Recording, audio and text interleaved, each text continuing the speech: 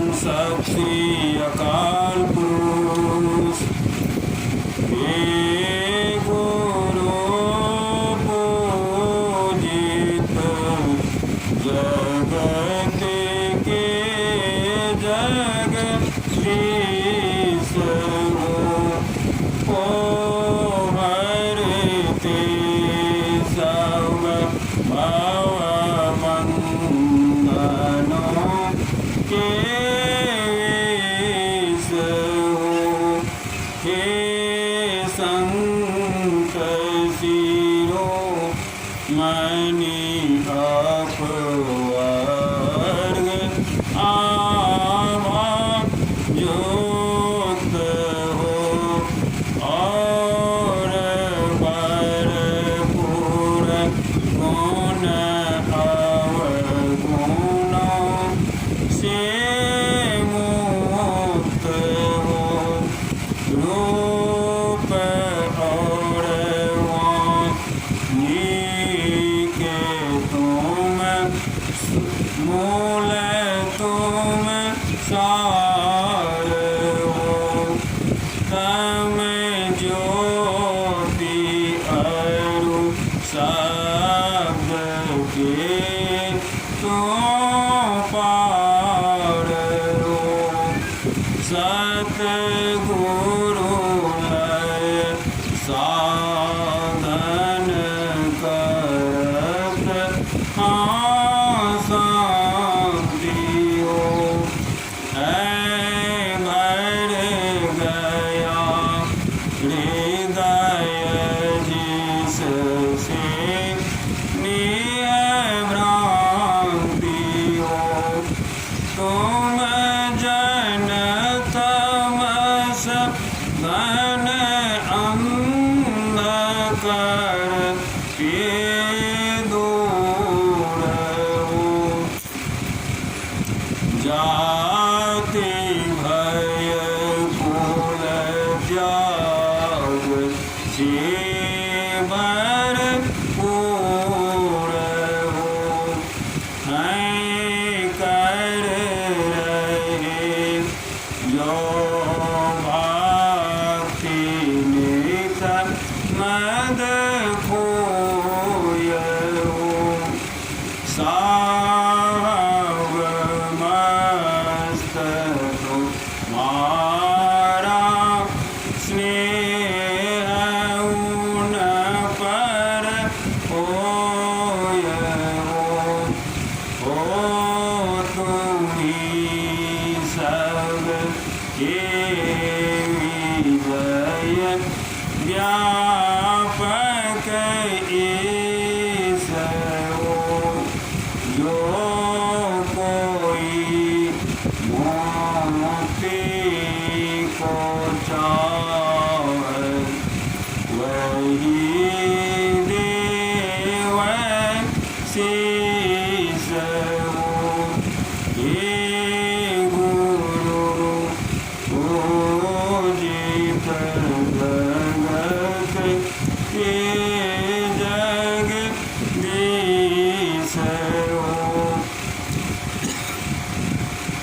हो हरते सब भवबंधनों के विष हो। सतनाम।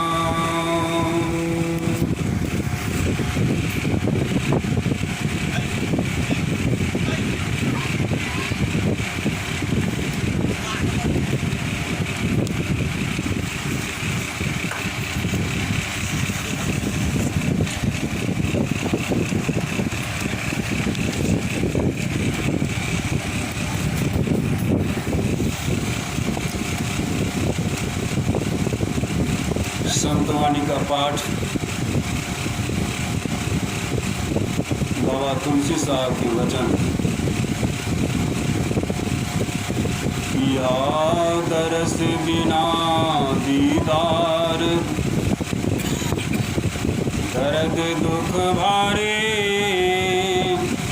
बिन सतगुरु के दृग जीवन संसारी। कोई मिटे दीन दयाल जगर बतलावे, जेहि घर से आया जीव कहाँ पहुँचावे। दर्शन उनके उर्माई करें बरभागी, किनके तरने के नाव किनारे लागी। कहेंगे दाता मिल जाए करें भव पारे, बिन सतगुरु के दृग जीवन संसारी। सत्संग करना मन तोर शरण संतन की, अंदर अभिलाषा लगे रहे चरणन की। सूरत तन मन से साँच रहे रस पीती, कोई जावे सज्जन कुपुड़ काल को जीती। अमृत हरदम कर पान चुए चौधारी, बिन सतगुरु के दृग जीवन संसारी। या तरस बिना दीदार दर्द दुख भारी, बिन सतगुरु के दृग जीवन संसारी।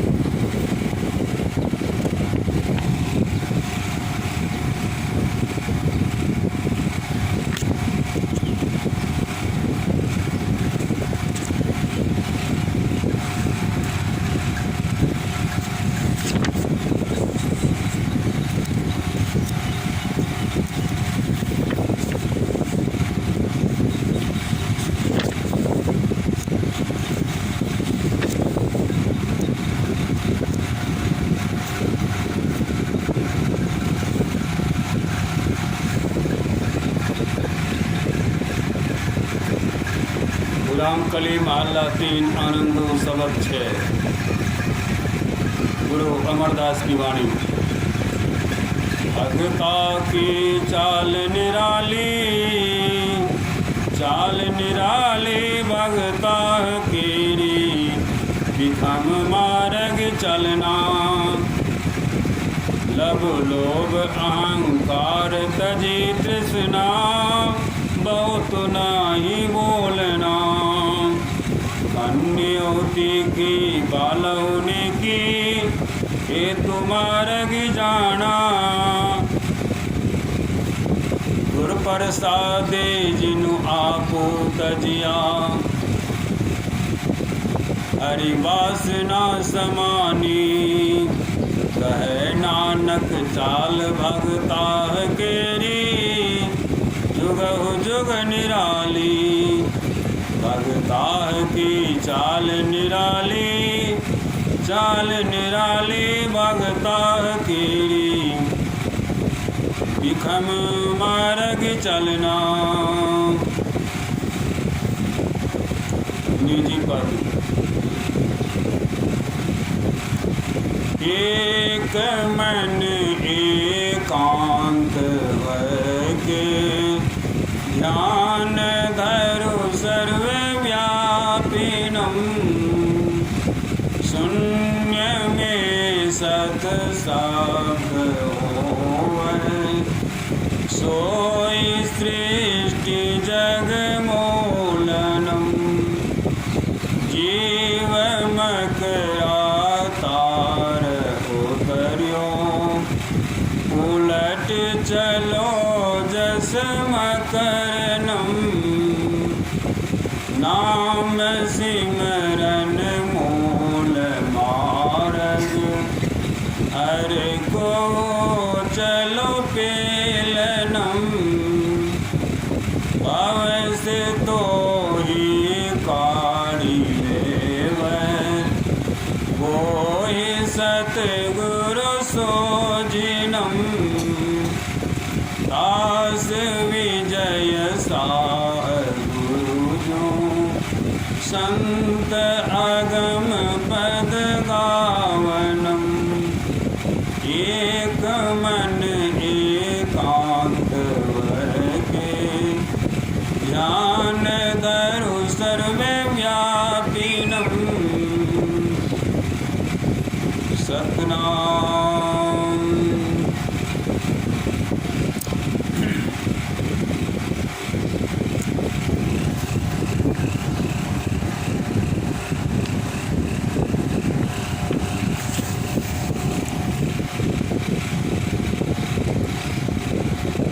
सतगुरु की महिमा अनंत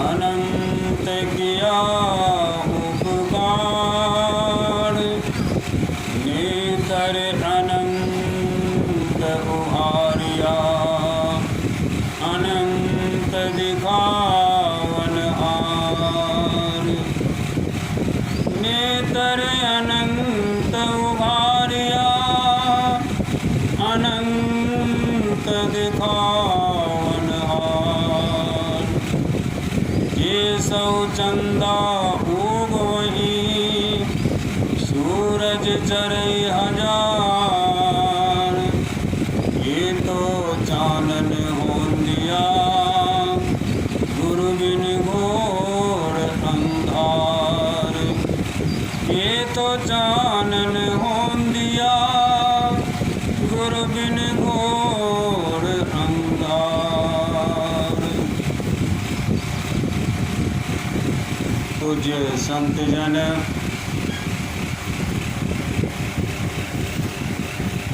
समवेत समादरणीय सत्संग प्रेमी महान भाव तथा धर्मपरायणा देवियों, अभी अभी संत तुलसी साहब की वाणी, गुरु अमरदास की वाणी बात को निजी वाणी का पाठ श्रवण किए। इन पाठ से यह तय हुआ कि सत्संग का विषय क्या है।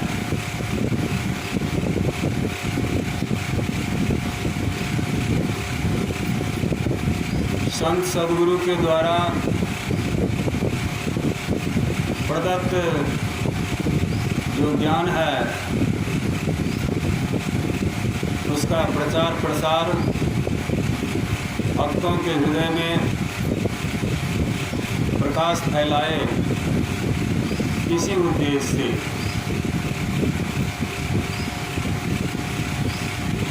यह संत पंथ सत्संग का आयोजन में अंतिम समय का यह सत्संग जारी है।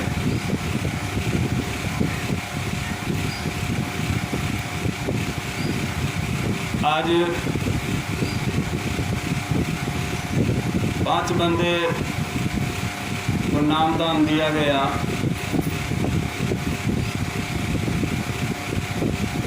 जिसमें यह सूझ दी गई कि हम लोग सभी जीवों से, संसार में जितने भी जीवा जंतु हैं उन सभी जीवों से भिन्न और सर्वश्रेष्ठ हैं मनुष्य। दूतों को स्वामी तुलसीदास जी महाराज भी लिखते हैं,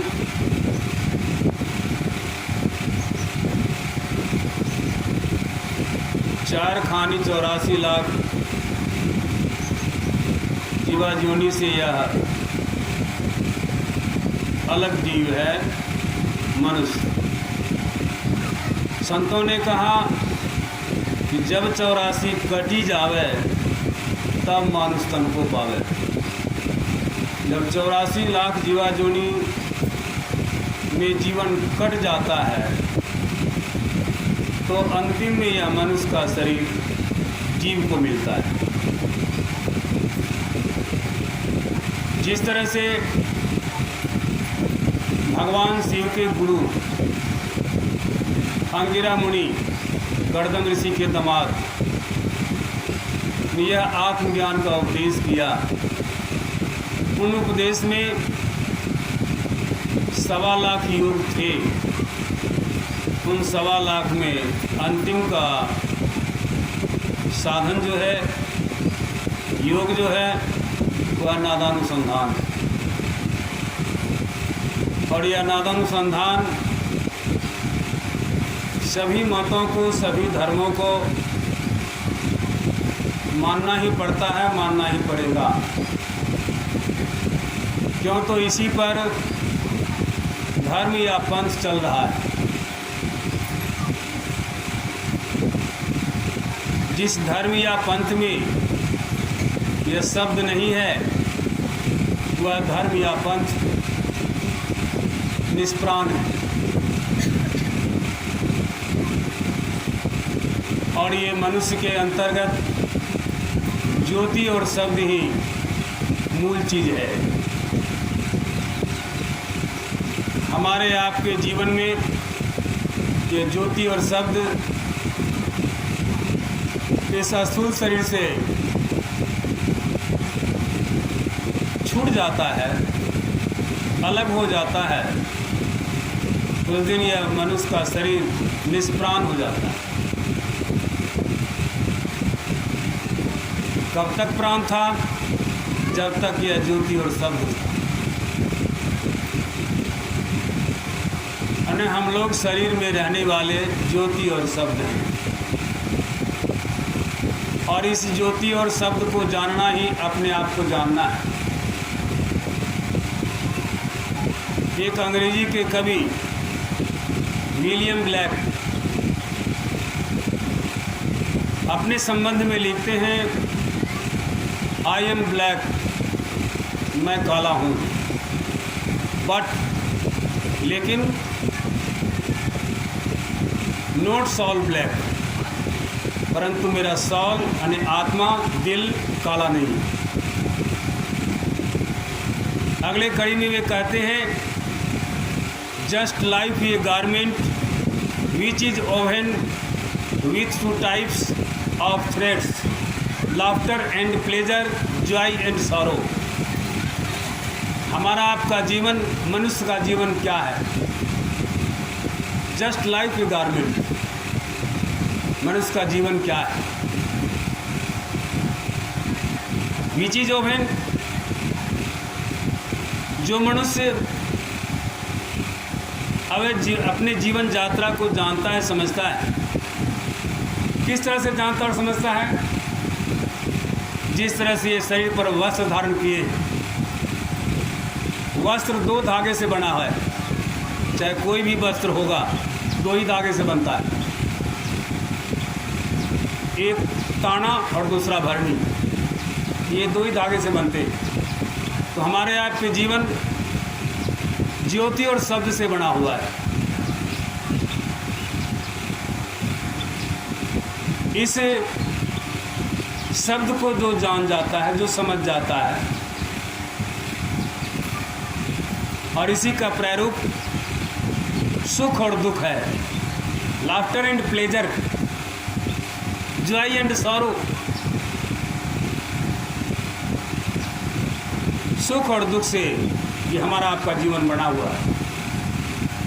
इसी को जानना है, इसी को समझना है, और समझ करके जो इस रास्ते पर चलते हैं, निश्चित रूप से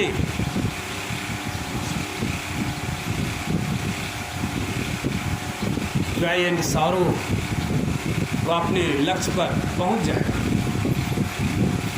जीवन रहते ही पहुंच जाएगा। और ये दोनों की मृत्यु नहीं होती। किनकी मृत्यु नहीं होती है? ज्योति और शब्द। ये दोनों की मृत्यु नहीं होती है, लेकिन इसके साथ में रहने वाला ये जड़ पदार्थ, जड़ शरीर, इसकी संलग्नता और विलगता ये होती। जब यह शरीर का जन्म होता है तो उस समय संबंध बन जाता है आत्मा और शरीर से, ज्योति और शब्द से ये शरीर बंध जाता है। और जो साधन प्रक्रिया के द्वारा ज्योति शब्द को समझ करके इसको शरीर से अलग कर लेता है, तो वह जीवन रहते हुए वह मुक्त हो जाता है। और ये शरीर को मानने वाला मनुष्य को मरने का भय लगा रहता है।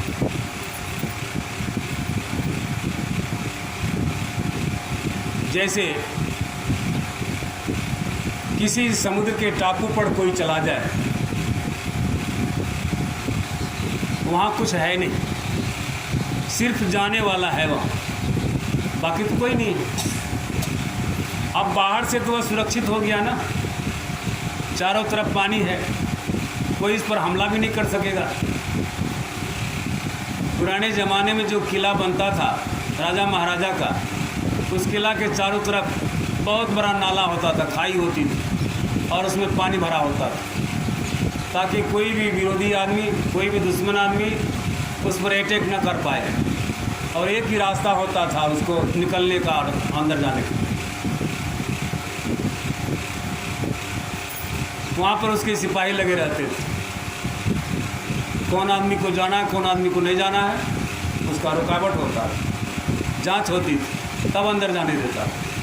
तो वह क्या हो गया, सुरक्षित हो गया, उसको किसी तरह का हमला नहीं होगा।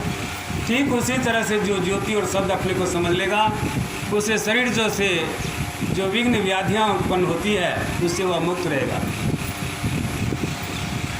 उसको कोई प्रभाव नहीं पड़ेगा। और ऐसा पढ़ने वाला महापुरुष संत होते हैं। एक बार की घटना है, समर्थ रामदास का नाम सुने होंगे, शिवाजी का गुरु था। समर्थ रामदास को शरीर में बुखार लग गया था, जरैया बुखार। वो कंबल ओढ़े हुए थे। संजोग से उसी समय कोई संत उनसे मिलने के लिए आए। उनको पता चल गया कोई संत हमसे मिलने के लिए आए। संत तो संत से मिलने जाते हैं, बुखार से थोड़े मिलने आएंगे। वे जो कंबल ओढ़े हुए थे, कंबल को उतार करके आंगन में फेंक दिए, कंबल उछलने लगे, कंबल उछलने लग गया। जब संत आए, संत से मिल रहे हैं, समर्थ राम से मिल रहे हैं, तो उनके पास ये प्रश्न उठा कि हम आपसे मिल रहे हैं तो अच्छी बात है, लेकिन ये कंबल क्यों उछल रहा है? कहते महाराज, हमारे शरीर में ताप का बुखार था, जरिया बुखार था, और आप मिलने के लिए आ रहे थे, तो मैं सोचा कि संत से संत मिलेगा, इस बुखार को क्यों साथ में रखें, इसलिए मैंने बुखार को कंबल में रख दिया है, इसलिए वो उछल रहा है। ऐसे महापुरुष।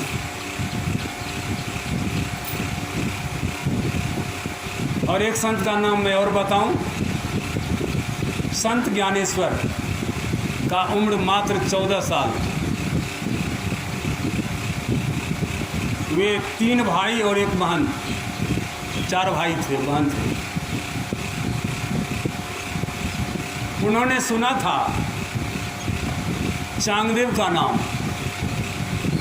चांगदेव लगभग 1400 बरस का तपस्वी था, 100-200 बरस नहीं, 1400 बरस का तपस्वी था। अब समझ सकते हैं कितने बड़े तपस्वी रहे होंगे। सुना, इन्होंने एक पत्र लिखा उन महापुरुष को, श्रीमान आप मेरे घर आकर के मुझे दर्शन देने की कृपा करें। चांगदेव के पास जब वह पत्र गया, चांगदेव सोचने लगा 14 बरस का बालक है, इसको मैं क्या लिखूं? तुम लिखता हूं तो वे संत हैं, तुम तो कर ही सकते। आप लिखता हूं तो उम्र में छोटा है, कैसे कहूँगा? यही उघेर बुन में कुछ नहीं लिखा, पत्र को सीधे कोड़ा वापस कर दिया।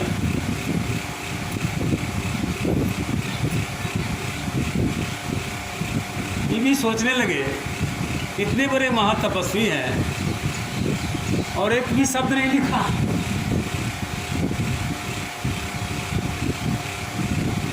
चांगदेव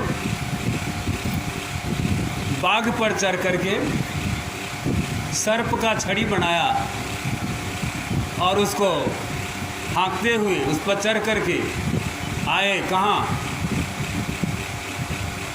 संत नामदेव के गांव आलंदी, पूना शहर के पास है।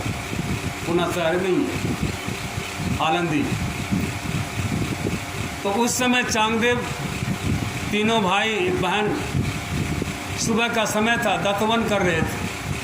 कहाँ? मिट्टी के भीत पर बैठ कर। तो वो जान गए चांगदेव आ रहा है मुझसे मिलने के लिए, और शेर बाघ पर चढ़ करके सर्प का छड़ी बना करके वो आ रहे हैं, और उनके साथ कुछ शिष्य भी मंडली आ रही है। तो जिस भीत पर बैठ करके, ये मिट्टी के भीत पर बैठ करके दत्तवन कर रहे थे, मुंह धो रहे थे, मुंह धोया हुआ हो गया। तो चांगदेव कहे, नामदेव कहते हैं, ज्ञानदेव कहते हैं, ऐ भीत, चलो एक संत की अगवानी करते हैं। और वो भीत जड़ है, दीवाल जड़ है, और वो दीवाल ही आकाश मार्ग से चल रहा है। गांव से बाहर जब आमने सामने हुए तो चांगदेव बड़े लज्जित हो गए। मैं शेर बाघ पर चढ़ा, ये तो सजीव है। छड़ी बनाया सर्प का, ये भी तो सजीव है। लेकिन ये 14 बरस का लड़का एक जड़ मिट्टी पर बैठ करके चारों भाई बहन आ रहा है, बड़ा शर्मा है। ये भी भीत पर से नीचे उतरे, जमीन पर आए, और वो भी बाघ पर से उतर कर जमीन पर आए। दोनों आपस में मिलते हैं, कहते चला जाए महाराज आसन पर। ले आते हैं अपने कुटिया में, बैठाते हैं। ठीक उसी समय मुक्ताबाई, उनकी बहन जो थी, वह कहती भैया मैं स्नान करती हूँ। और 14 बरस का ज्ञानदेव था, तो वही 8-10 साल का उसका बहन भी रही होगी। वो जाती है कुएं पर और शरीर पड़ के पूरा वस्त्र उतार देती, पूर्ण नग्न होकर के नहाती। नहाने के बाद वहीं से कहते हैं भैया ज्ञानेश्वर, कहाँ बहन? चांगदेव को बोलिए मेरा शरीर पर पहनने के लिए वस्त्र लेकर के आवे। उनका वस्त्र वही रखा हुआ था।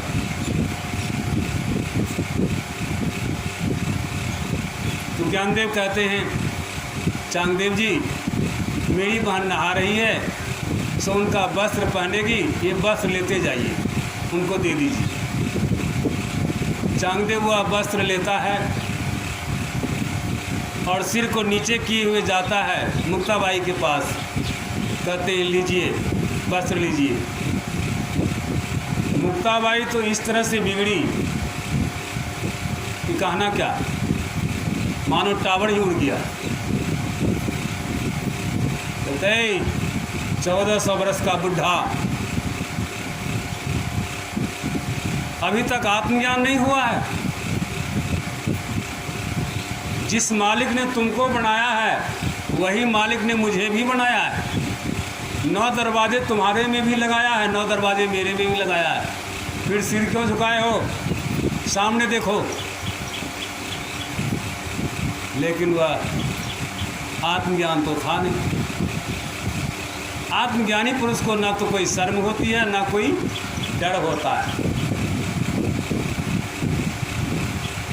वह वस्त्र लेती हैं, पहनती हैं, आती हैं कहते हैं भैया ज्ञानेश्वर, इस बुढ़ा को ज्ञान नहीं हुआ है, इसको आप दीक्षा दीजिए, भजन करने की युक्ति बताइए और इसको आत्मज्ञान हो जाए, ऐसा कीजिए। 1400 वर्ष का तपस्वी 14 वर्ष का ज्ञानेश्वर को गुरु बनाया और उससे जब भेद जाना, अभ्यास किया, तब उसको भी आत्मज्ञान हुआ। यह आत्मज्ञान यह जरूरी नहीं है कि 100 वर्ष का बूढ़ा हो जाएगा, बाल दाढ़ी पक जाएंगे तो उन्हें आत्मज्ञान होगा। यह तो 5 वर्ष के बालक को भी आत्मज्ञान होता है, हुआ है। सिख धर्म के 8वें गुरु हरकृष्ण साहब मात्र 5 वर्ष के थे और उनको गद्दी पर बैठाया गया और 7.5 वर्ष में जीवित रहे। 2.5 साल गुरु गद्दी को संभाले। चेचक हुआ, उसमें उसका शरीर छूट गया। लेकिन शरीर छोड़ने समय भक्तों ने कहा, गुरुजी आप तो चले जा रहे हो, फिर इस चौकी का चौकीदार तो देते जाओ। तो उन्होंने अंतिम समय एक ही शब्द बोला था, बाबा बकाले, संकेत में। यानी इस गद्दी का मालिक जो है वो बाबा बकाले गांव में रह रहा है। बाबा बकाले ब्यास स्टेशन से 25-30 किलोमीटर पड़ता है उत्तर और पूर्व। वहाँ गुरु तेग बहादुर सिंह खूही में बैठ के भजन करते थे।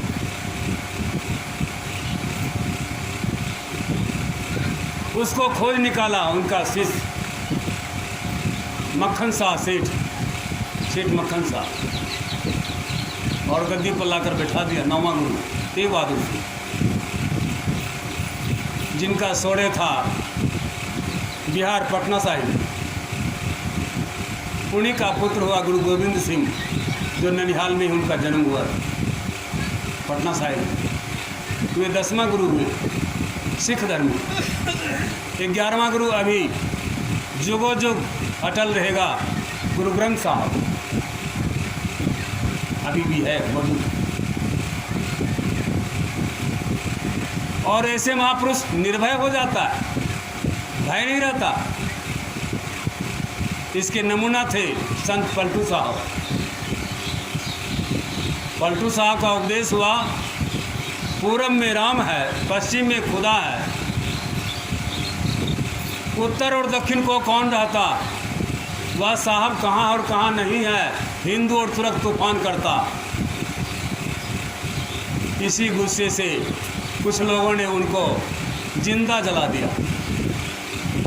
संत पलटू साहब को अयोध्या में जिंदा जला दिया। और जिस समय वहाँ जला रहे थे लोग उनको, उस समय वे जगन्नाथपुरी में टहल रहे थे। ऐसे महापुरुष थे।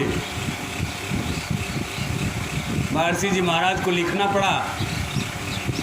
सब संतन की बड़ी बलिहारी में क्या लिखते हैं, संत में कबीर, गुरु में नानक, महिमा भारी, तुलसी साहब अति उपकारी, पलटू भयहारी, भय को हार गया हूँ, बुद्ध महान और सरवर नाही, इन सब के सर बराबर नहीं, कोई नहीं। ऐसा लिखा। हाँ, ऐसे ऐसे ऊंचे पद के लोग महापुरुष थे। लेकिन पलटू साहब को उस स्टेज में जाने के लिए बहुत मशक्क़त करना पड़ा। जिस समय वे जुआवर में थे,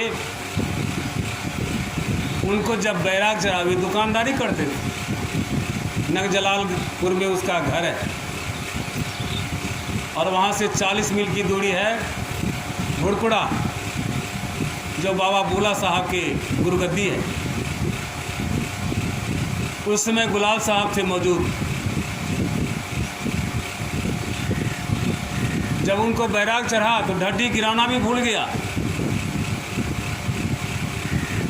सीधा चला आया यहाँ बुड़कुड़ा, रात में पहुँचा। कहते महाराज साहिब मुझे नाम दान दीजिए, मैं भजन करूँगा। कभी रात के समय, और मैं तो नाम दान नहीं देता, इसलिए मेरा समय अब ख़त्म हो गया है। मेरे नीचे जो है भीखा साहब को मैंने टीका दे दिया है। वे चौबारे पर आता है पोखर के पास, उसके पास जाना, वो तुम्हें नाम दान देंगे। रात में ठहर गए, सवेरे हुआ तो चले गए चौबारे पर। वहाँ वे स्नान पूजा करके बैठे थे गद्दी पर, कुछ भक्त लोग भी बैठे थे। वहाँ जाते हैं, बंदगी करते हैं, कहते हैं साहब गुलाल साहब ने आपके पास भेजा है नाम दान के लिए, सो मुझे नाम दान दीजिए। भीखा साहब पूछते हैं तुम्हारा क्या नाम है? उन्होंने बोला पलटू बनिया। जो सही था वही बोला। कौन बनिया है जी? कद्दू बनिया। जैसे सुना कि कद्दू बनिया, उनका भी टावर उड़ गया। कद्दू बनिया कुजतिया जिसको कहते हैं लोग, वो जो है कहा साहब के पास चले जाओ, वही नाम दान देगा, मैं नहीं दूंगा। उसको उधर भेज दिया, आपने पोखर में जाके डूब के नहाया। उन कुजतिया का मुंह भोड़े भोड़ देख लिया, ऐसी घृणा हुई। अभी थे चौवे ब्राह्मण, भीखा साहब थे चौवे ब्राह्मण। वो चले गए गुलाल साहब से, कहते कि साहब इस तरह से उन्होंने कहा, अब मैं क्या करूं? कहा तुमसे जो वो पूछा कौन जात है, तो तुम जो कह दिया कद्दू बनिया, वो है चौवे ब्राह्मण। तुमसे उसको हो गया घिरना, तुमको तो नाम दान नहीं देगा।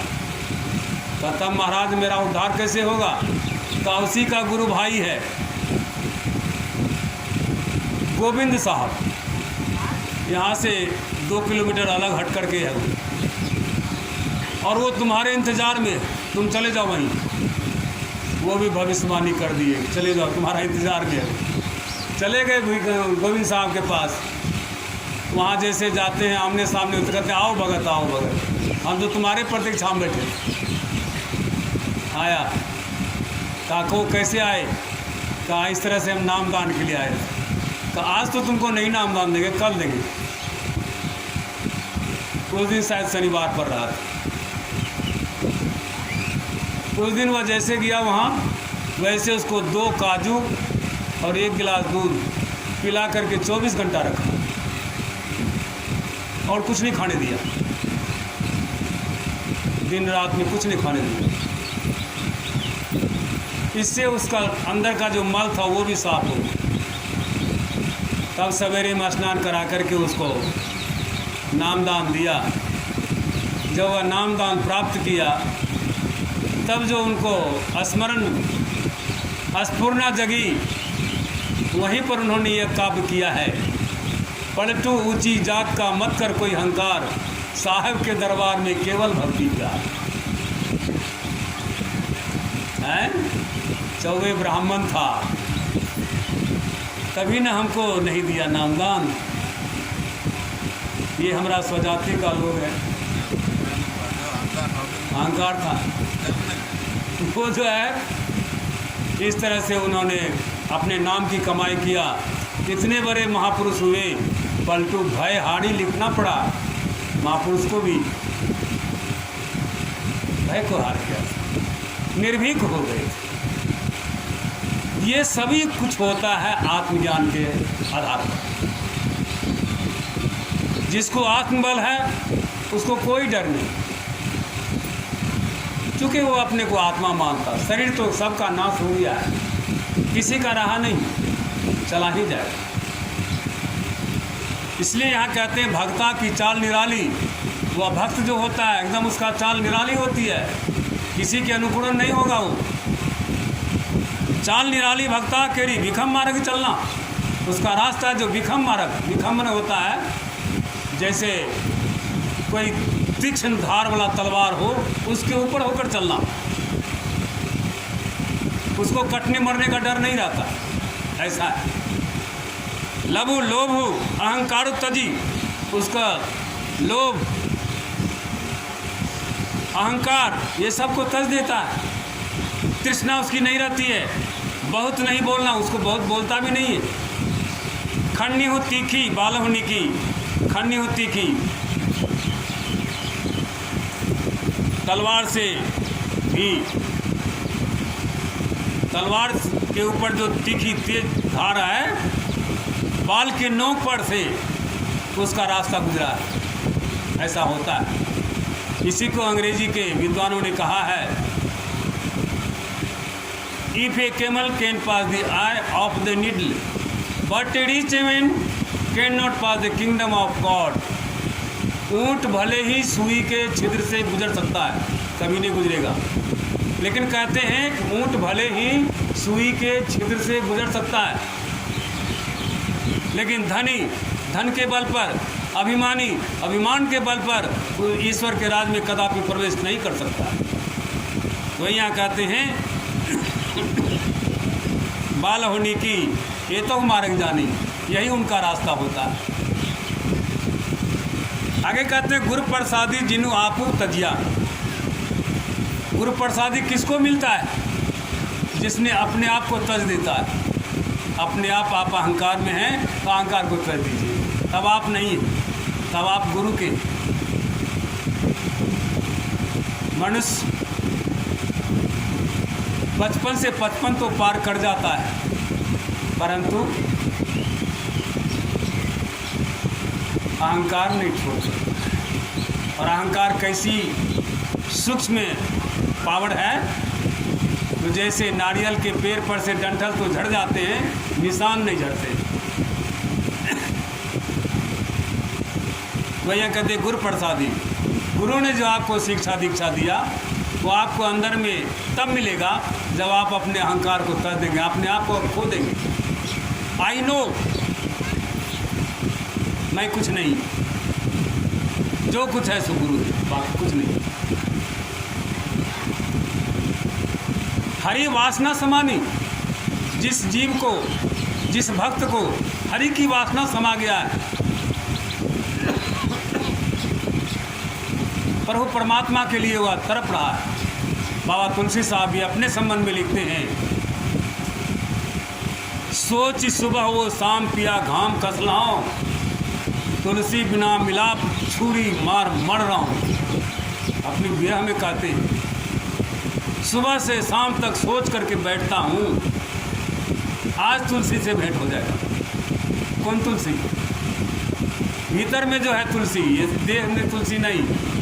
तुलसी के भीतर जो तुलसी बैठा है आत्मा, उससे हमको मुलाकात हो जाएगा। सुबह से शाम तक सोच करके बैठता है। सोच सुबह हो शाम पिया, हे पिया हे परमात्मा, मैं सुबह से शाम तक सोच करके बैठता हूँ कि आज मिल जाएगा, अब मिल जाएगा, अब पिया मिल जाएगा, तुलसी का पिया अब मिल जाएगा। लेकिन नहीं मिलता है। तो ऐसा लगता है कि छुरी उठाऊं और अपने को मार लूं, मर जाऊं। जीना धिक्कार। कहे नानक चाल भक्ता केरी, ये चाल जो है भक्ता का जुगह जुगह निराली, शुरू से अभी तक और भविष्य में भी ऐसा ही चाल रहेगा, इसमें कोई परिवर्तन नहीं होगा। भक्ता की चाल निराली रहेगी।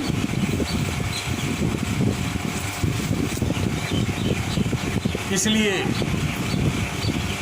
संत तुलसी साहब लिखते हैं, पिया दरस बिना दीदार दर्द दुख भारी। बहुत बड़ा भारी दुख लगा हुआ है पिया के दर्शन किए बगैर। गृहस्थ संत पिया शब्द का प्रयोग किए, और जो विरक्त हैं, जो ब्रह्मचारी जीवन जिए हैं, वो पिता शब्द का प्रयोग किए। जैसे महर्षि में ही परमहंस जी महाराज, वे भी यही शब्द लिखते हैं जो कि बाबा तुलसी साहब लिखे। वे क्या लिखते हैं? जीवो परम पिता निज चिन्हो कहते संतन हितकारी। यही भाव है वहाँ पर। और इसको तुलसी साहब क्या लिखते हैं? तो पिया दर्श बिना दीदार दर्द दुख भारी। क्यों? इसलिए कि तुलसी साहब गृहस्थी से निकल कर आए थे। पहला नाम था श्यामा राव। ये राव खानदान, बाजीराव पेशवा खानदान के थे, इसलिए वे लिखते हैं पिया दर्श बिना दीदार दर्द दुख भारी। पिया परमात्मा के दर्शन किए बगैर बहुत बड़ा भारी दुख लगा हुआ है। एक हम ही को नहीं है, मानव मात्र बिन सतगुरु के दीर्घ जीवन